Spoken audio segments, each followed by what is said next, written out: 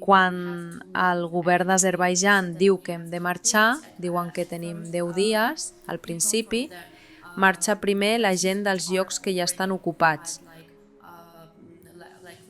com ara els pobles. Primer han de marxar ells, i després la gent de Stepanakert. Però va ser un caos. Ningú pot quedar-se. Ningú ens deia coses en les que podíem confiar. No sabem què fer, i la gent està començant a evacuar per si mateixa com pot. Trobar combustible a qualsevol lloc i sortir.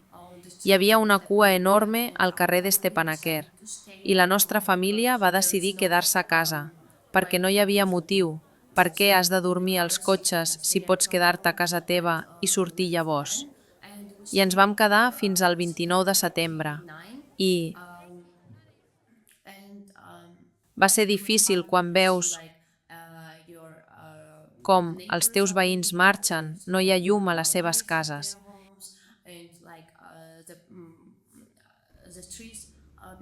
I com els carrers s'estan buidant. Però jo i el meu amic Ian estàvem fent de voluntaris també per als hospitals, perquè a causa de les explosions hi havia molta gent als hospitals. Érem uns quants i els repartim menjar i, també, nosaltres vam visitar tots els racons de Stepanakert i vam fer records aquests últims dies per a nosaltres.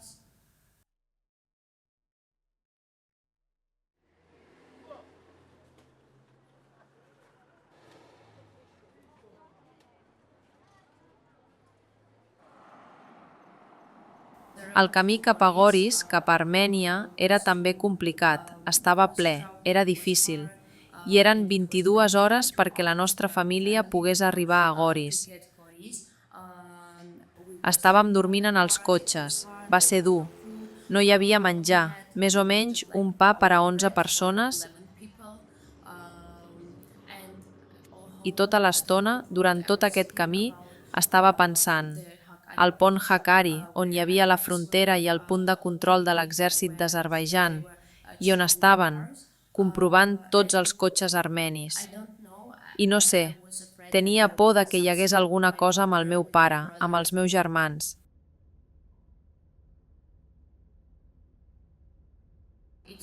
És difícil en aquell moment estar tranquil·la i dir-se a una mateixa que tot està bé.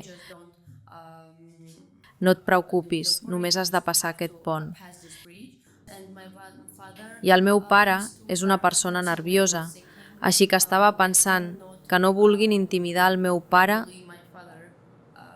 perquè els pagarà o hi haurà alguna cosa. I quan vam arribar al punt de control, anàvem repartits en 2 cotxes. En un cotxe hi estava jo, el meu pare, la mare, l'àvia. A l'altre cotxe, els meus germans i els nostres familiars.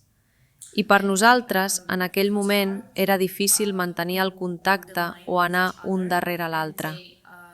Ells eren els primers que passaven per aquest pont i no hi havia telèfons funcionant, per tant, no podíem comunicar-nos entre nosaltres. I tu et quedes a la cua esperant i tu estàs pensant: haurà anat tot bé o haurà passat alguna cosa amb ells? I després va ser l'última part dura d'aquest èxode per a nosaltres. Arribem al punt de control, un azeri va venir al nostre cotxe, va dir al meu pare en rus: baixa del cotxe. I jo estava pensant: sisplau, Déu, sisplau, ajuda el meu pare.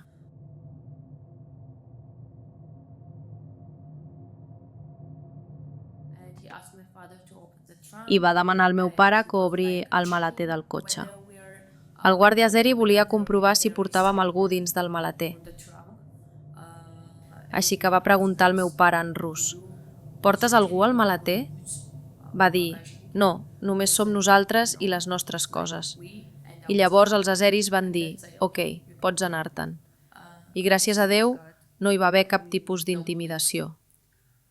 I llavors va ser l'última part difícil per nosaltres, i llavors entens que ja has passat per tot aquest procés d'èxode. però a la vegada també entens que aquest és el final.